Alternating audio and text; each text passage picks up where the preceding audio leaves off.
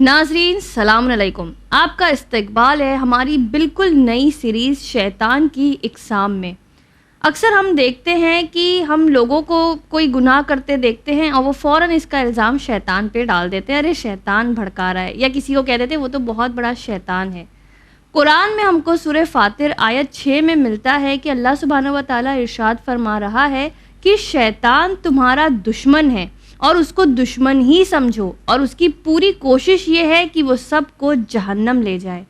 تو یہ ایک ایسا الفاظ نہیں ہے حالانکہ کہ جو بہت نیا ہو، ہماری زندگیوں میں بہت عام طور پر ہم سنتے ہیں شیطان کے بارے میں، لیکن اس کھلے ہوئے دشمن کو ہم جانتے کتنا ہے، کیا پتہ ہے ہمیں اس کے بارے میں، یہ کیوں ہمارا دشمن ہے، یہ کس لیے ہمارے پیچھے لگا ہوا ہے، اور ایسے نہ جانے کئی سوالات۔ تو آئیے ہماری اس سیریز میں ہم شروعات کرتے ہیں اور ایسے سارے سوالات آپا سے پوچھتے ہیں۔ اس میں ہماری رہنمائی کریں گی ذاکرہ تفسیر فاطمہ رضوی۔ السلام علیکم آپا۔ علیکم السلام ورحمۃ اللہ وبرکاتہ۔ آپا سب سے پہلے تو یہی جاننا چاہیں گے کہ قرآن میں اور احادیث میں آیا ہے کہ شیطان جو ہے تو ہمارا دشمن ہے، تو یہ شیطان کے معنی کیا ہیں، یہ لفظ جو ہے یہ کیا ہے شیطان، یا شیطان خود کیا چیز ہے اپنے آپ میں؟ اعوذ باللہ من الشیطان الرجیم، بسم اللہ الرحمن الرحیم، وبہ نستعین وہو خیر ناصر ومعین۔ اولاً اللہ کی بارگاہ میں دعا کرتے ہیں کہ اللہ ہمیں ہر طرح کے شیاطین سے دور رکھے اور اس کے شر سے محفوظ رکھے۔ پروردگار عالم نے قرآن مجید میں بار بار اس شیطان سے ہمیں آگاہ کیا ہے اور بچنے کی دعوت دی ہے۔ جب سوال یہ آتا ہے کہ شیطان کیا ہے، وہ کیسی مخلوق ہے، تو روایات کے جملے ہے کہ ہر وہ انسان یا ہر وہ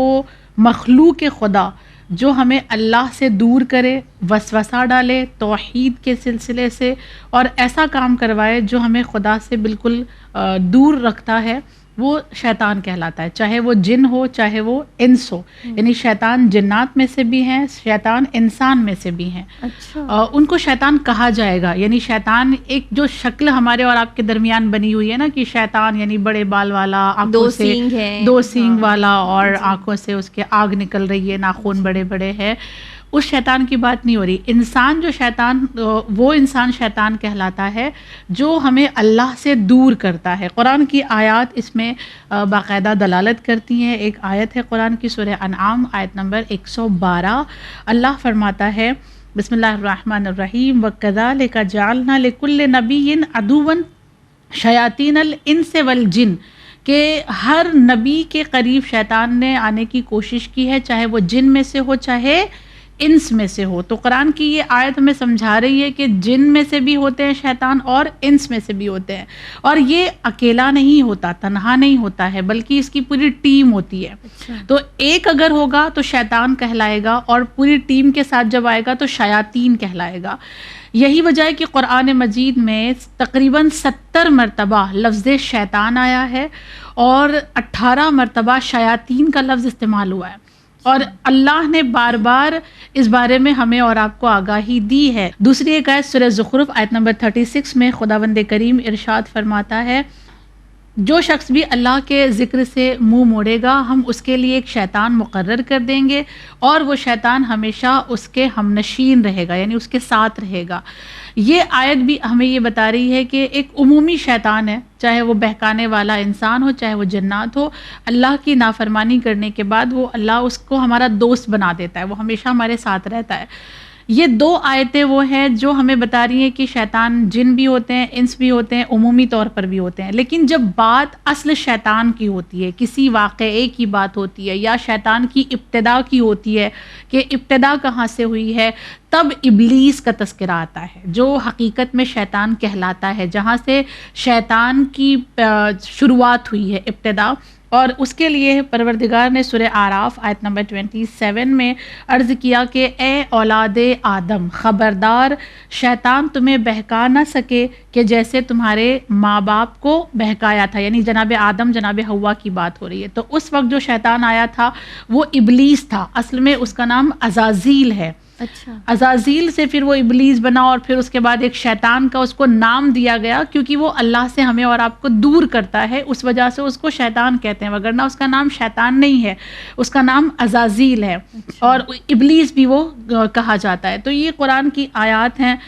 جو دلالت کرتی ہیں کہ شیطان ہے اور کیا شیطان کا کام ہے۔ آپا ابھی جیسے آپ نے ابلیس کا ذکر کیا تو ہم نے سنا ہے کہ مطلب پوری دنیا میں یہ پہلا شیطان تھا، تو اس کے بارے میں کچھ بتائیے، پھر یہ کس طرح سے شیطان بنا، کیا ہوا اس کے ساتھ؟ اولاً ہم یہ سمجھ لیں کہ اللہ کبھی بھی شر کو خلق نہیں کرتا، اچھا، ٹھیک، وہ احسن الخالقین ہے، اس نے جو کچھ بھی بنایا ہے وہ سب خوبصورت ہے، سب احسن ہے۔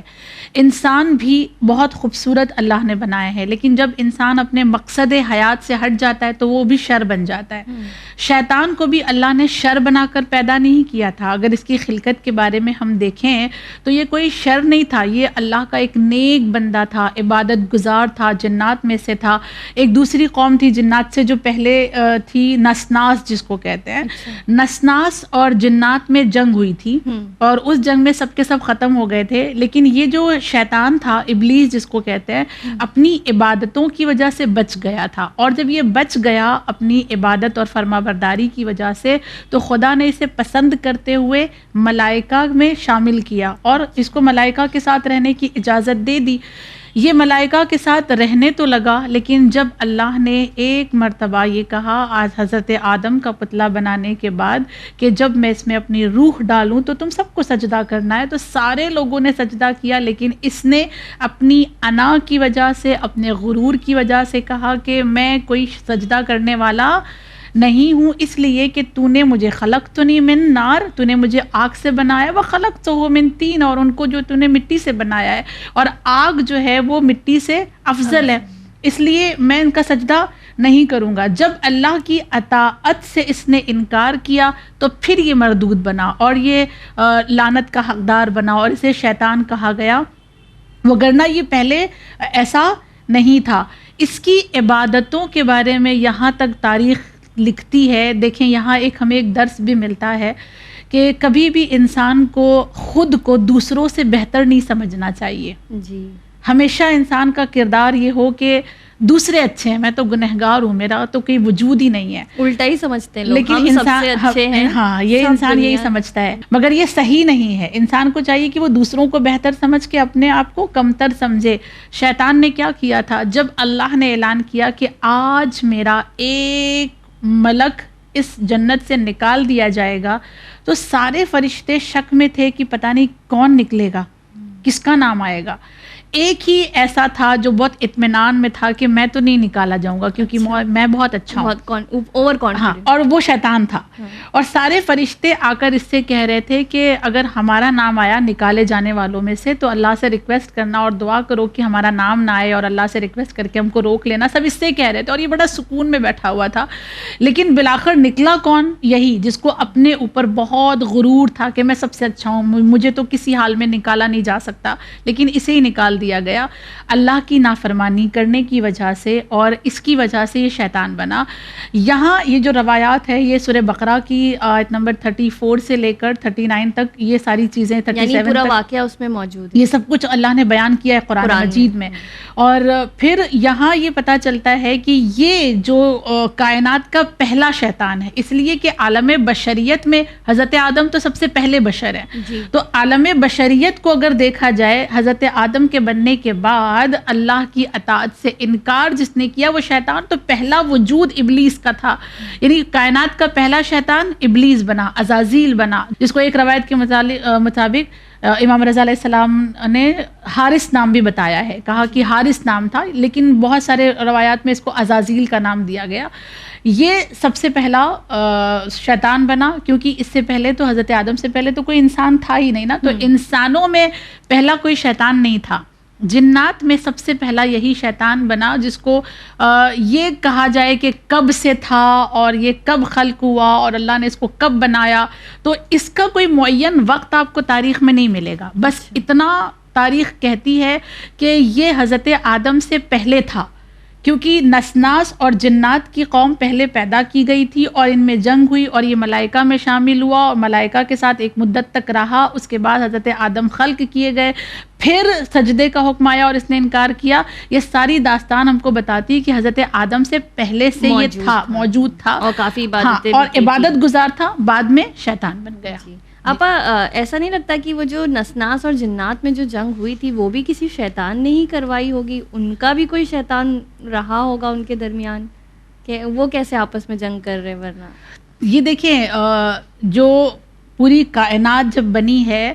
تو کائنات بننے کے بعد جو پہلا گناہ ہوا ہے زمین پر وہ تکبر ہے. شیطان نے بھی جو گناہ کیا ہے حضرت آدم کے سامنے وہ تکبر تھا. نسناس اور جنات میں بھی جو جنگ ہوئی ہے وہ انا اور تکبر کی بنا پہ کہ ہاں آئی ایم دا بیسٹ والا مسئلہ ہے نا, کہ میں بہتر, تو وہ میں بہتر کے سلسلے سے ان کے درمیان جنگ ہوئی تھی. آپا کہا جاتا ہے کہ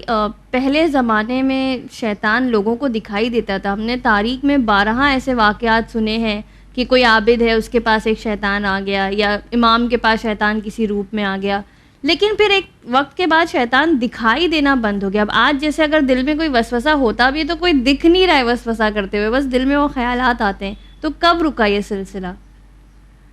اولاً تو آپ یہ سمجھیں کہ شیطان دکھائی دیتا ہے, یہ ایک سخت مرحلہ ہے, یہ ایک عجب سوال ہے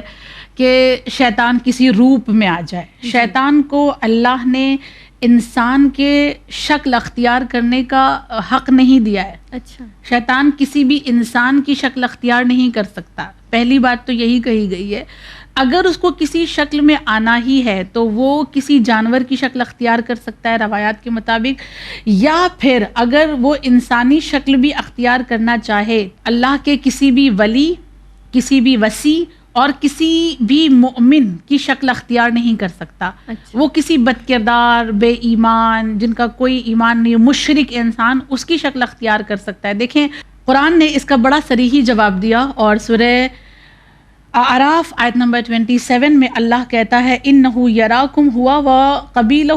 من حیث لا ترونہم, یعنی وہ تو تمہیں دیکھتے ہیں لیکن تم انہیں دیکھ نہیں سکتے. جب یہ قرآن کہہ رہا ہے کہ تم انہیں دیکھ نہیں سکتے, اس کا مطلب وہ کوئی شکل اختیار نہیں کر سکتے, اور وہ شکل اختیار اس لیے بھی نہیں کر سکتے کیونکہ وہ کسی مادی چیز سے نہیں بنے, یا وہ ہوا یا وہ آگ سے بنے ہیں, تو ان کو دیکھنا بڑا مشکل ہے. لیکن بعض روایات میں یہ ہے کہ کسی بدکردار انسان کی شکل میں آ جاتے ہیں یا کسی جانور کی شکل وہ اختیار کر لیتے ہیں,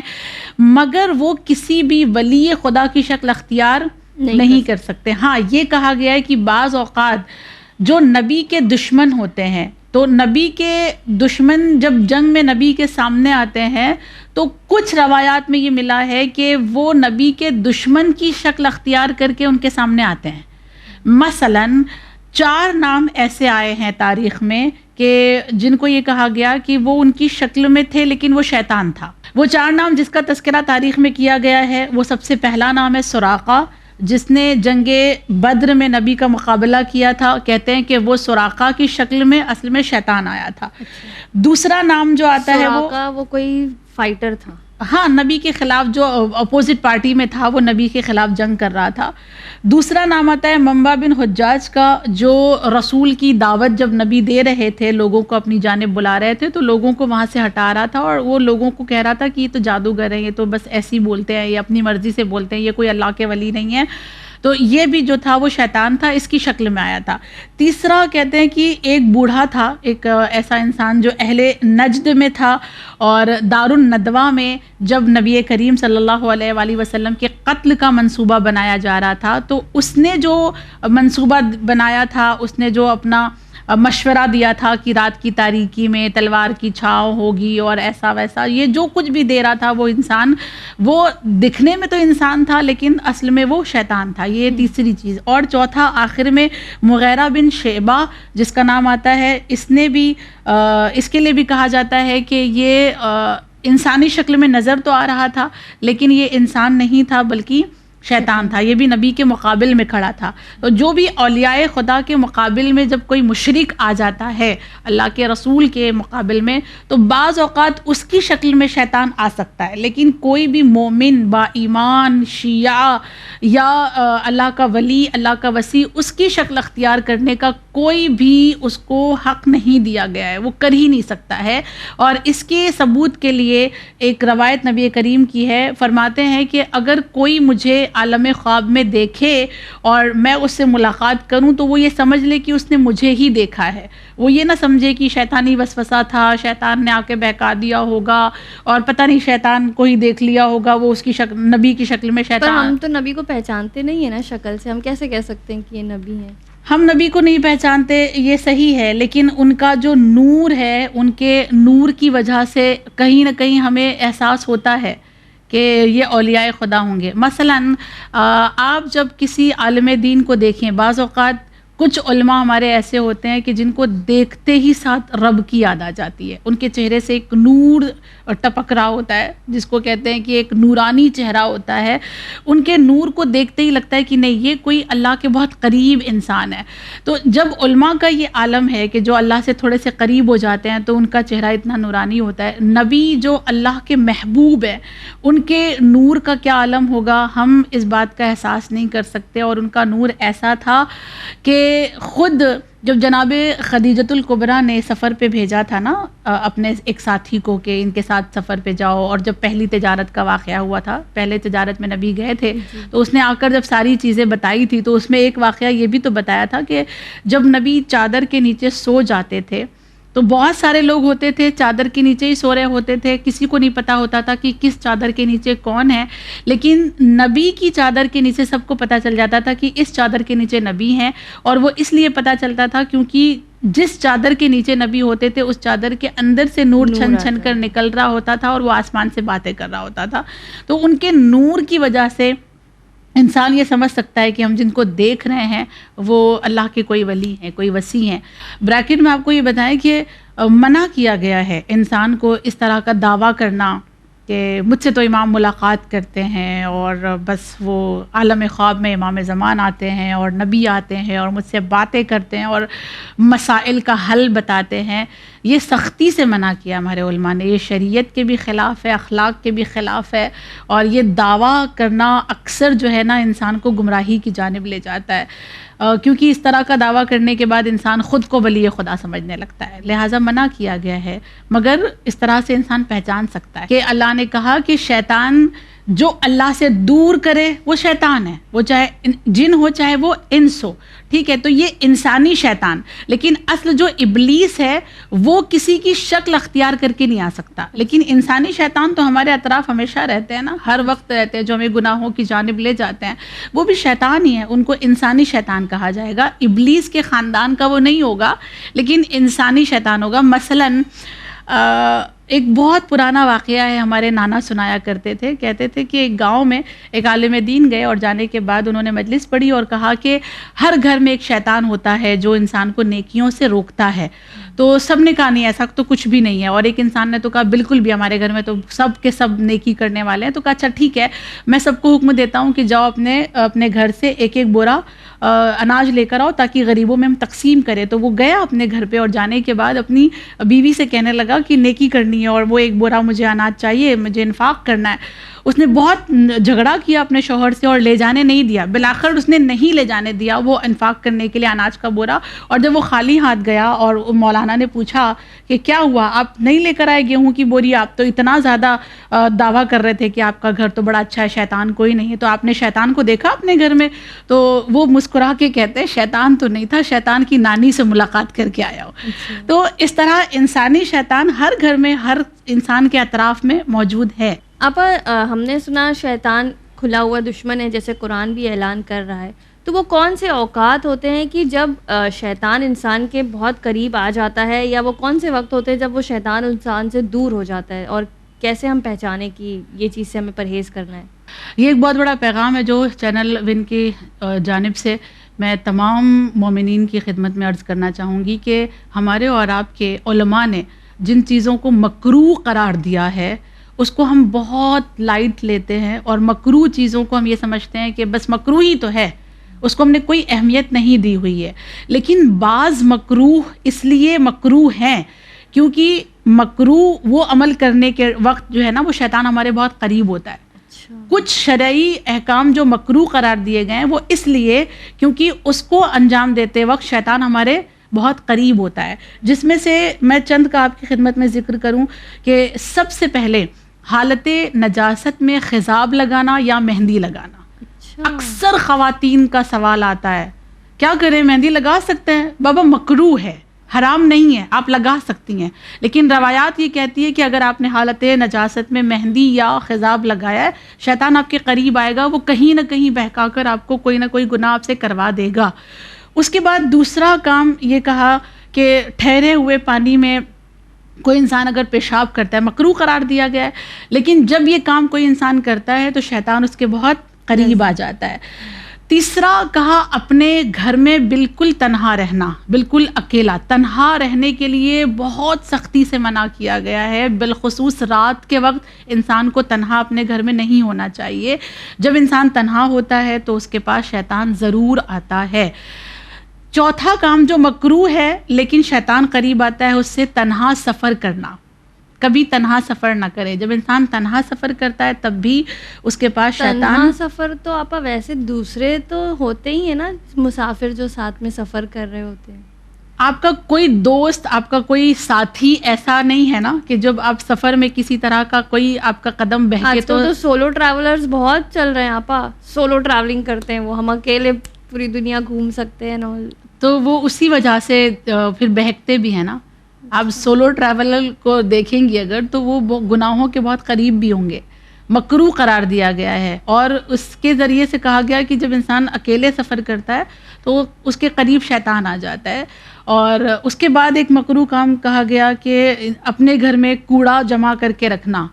ڈسٹ بین ہمارے گھروں میں ہوتی ہے، اکثر 3 دن تک ہمارے گھر میں وہ پڑے ہوتے ہیں کچرے، اور ڈیلی ہم اس کو نہیں پھینکتے ہیں نا، کیونکہ ڈسٹ بین بھری نہیں ہے تو ہم اس کو پھینکتے نہیں۔ وہ جب تک ہمارے گھر میں رہے گا تب تک شیطان ہمارے گھر کے اطراف رہے گا، بھلے ہم دور بیٹھے ہوں، وہ کہیں نہ کہیں سے وہ گندگی کی وجہ سے، نجاست کی وجہ سے وہ ہمارے گھر میں داخل ہوتا ہے، ہمارے قریب آتا ہے۔ مکروہ ہے، حرام نہیں ہے۔ اگر آپ نے ڈسٹ بین میں کچرا بھر کے رکھا ہے اپنے گھر میں، حرام نہیں ہے، لیکن مکروہ قرار دیا گیا۔ اور خصوصی طور پر جس کے گھر میں بالکنی وغیرہ ہوتی ہے ان کو بہت تاکید کی گئی ہے کہ آپ اپنی بالکنی کو ہمیشہ صاف ستھرا رکھیں، پاکیزہ رکھیں۔ تو یہ کام ایسے ہیں کہ جو ہم اگر انجام دیتے ہیں شیطان ہمارے قریب آتا ہے۔ اسی لیے کہا گیا کہ شیطان قریب نہ آئے تو کچھ کام اپنے گھر میں انجام دو۔ مثال کے طور پہ اپنا ناخن ہمیشہ کٹ کر کے رکھو، کبھی بھی بڑا نہ رکھو۔ وہ خواتین کا مسئلہ الگ ہے، شرعی مسئلہ وہ میں نہیں بیان کر رہی ہوں، لیکن ہمیشہ یہ کہا گیا اپنے ناخن کو ہمیشہ کاٹ کے رکھو۔ دوسرا یہ کہا گیا اپنے گھر میں بلند آواز میں اذان دو، جب بھی اذان کا ٹائم ہو اب اپنے گھر میں اذان کے ساتھ ساتھ اپنے گھر میں آپ اذان دیجئے۔ تیسرا کہا گیا اول وقت نماز اپنے گھر میں ادا کرو، یا جہاں کہیں بھی ہو اول وقت نماز پڑھو۔ اور چوتھا کہا گیا اپنے گھر میں کبوتر پالو، کبوتر کے ذریعے سے جو ہے وہ شیطان نہیں آتا۔ اور لاسٹ میں یہ کہا گیا کہ انار کھاؤ۔ اب ہر دن نہیں کھا سکتے تو کم سے کم روزے جمعہ آپ ایک دن انار کھاؤ۔ تو یہ ساری چیزیں ایسی ہیں کہ جس سے ہم شیطان سے تھوڑا سا دور رہ سکتے ہیں۔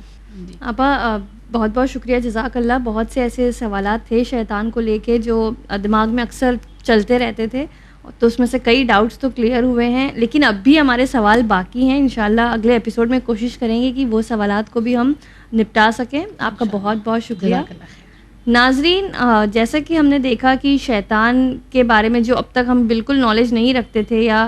کچھ جانتے تھے، کچھ نئی چیزیں جانتے تھے، لیکن اب آپ لوگوں کے لیے بھی ایک تھوڑا سا زیادہ آنکھیں کھول دینے والا یہ ایپیسوڈ رہا ہوگا کہ شیطان کس کس طرح ہمیں بہکاتا ہے، یا ہمیں کون سی چیزیں ہیں جو کرنا چاہیے جس سے ہم اس کے شر سے محفوظ رہ سکیں۔ اور ہم اگلے ایپیسوڈ میں انشاءاللہ پھر حاضر ہوں گے اور کئی سوالات اس شیطان مردود کو لے کر کریں گے اور جانیں گے کہ یہ کس طرح ہمارے پیچھے آتا ہے اور ہم کو اس سے کیسے بچنا ہے۔ آپ دیکھتے رہیے چینل ون۔ مجھے دیجیے اجازت، شکریہ، خدا حافظ۔